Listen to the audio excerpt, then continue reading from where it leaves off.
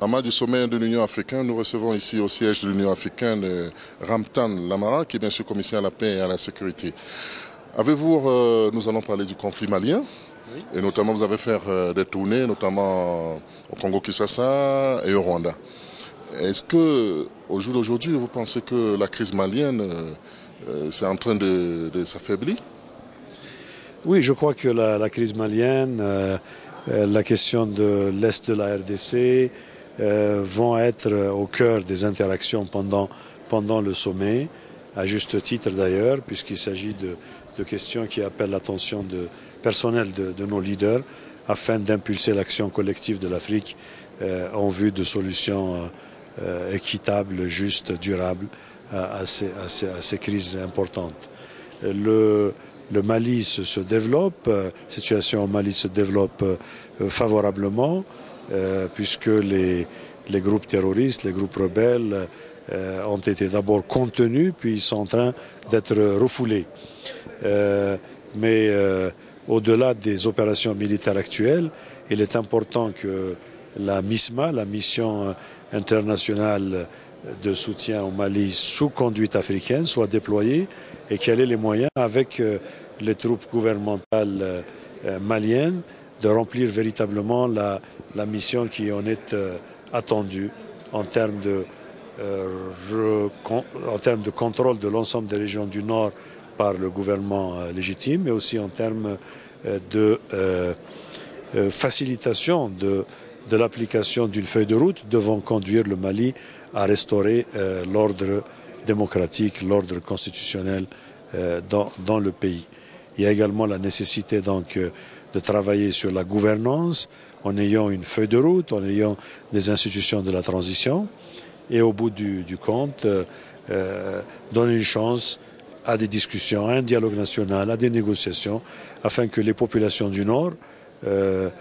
trouvent des représentants légitimes qui puissent participer à façonner un destin qualitativement meilleur pour le Mali. On constate qu'il existe un socle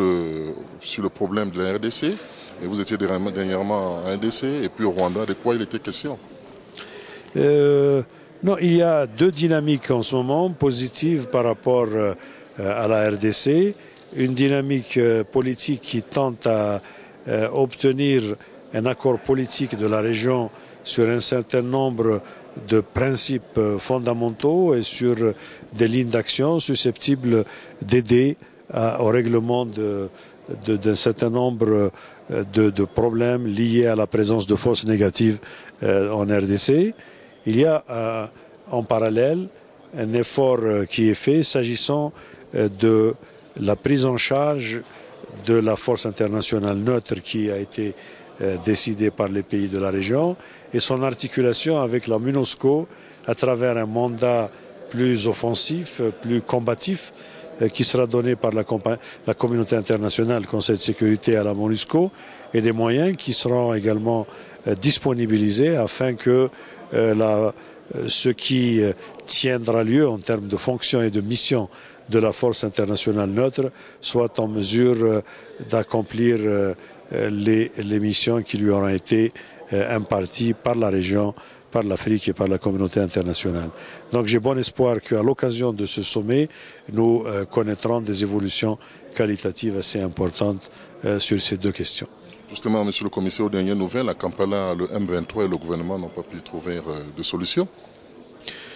Oui, cela est bien le cas, mais je crois que la médiation ougandaise au nom de la présidence en exercice de la région des Grands Lacs a également rappelé avec vigueur, avec force, le contexte dans lequel cette médiation se tient et que, retournant aux décisions du sommet le 24 novembre dernier, il est impératif que le M23 accepte concrètement ce qu'il a déjà accepté, c'est-à-dire au plan opérationnel se retirer à 20 km de Goma et au plan politique accepter que ces doléances soient entendues par le président Kabila et que celles qui auront été considérées comme légitimes soient prises en charge dans le cadre de la constitution dans le cadre des institutions de la République démocratique du Congo. Pour terminer, parlons un peu de ces complexes gazières en Algérie, avec les terroristes qui sont arrivés. Quel est votre point de vue là-dessus? Le terrorisme est condamnable en tout temps et en toutes circonstances. L'Algérie a combattu vigoureusement le terrorisme pendant toute une décennie. Aujourd'hui, le terrorisme dispose du sanctuaire du Nord Mali, j'espère pas pour trop longtemps encore, mais le terrorisme se métamorphose également au contact des narcotrafiquants, au contact des trafiquants en tout genre, et donc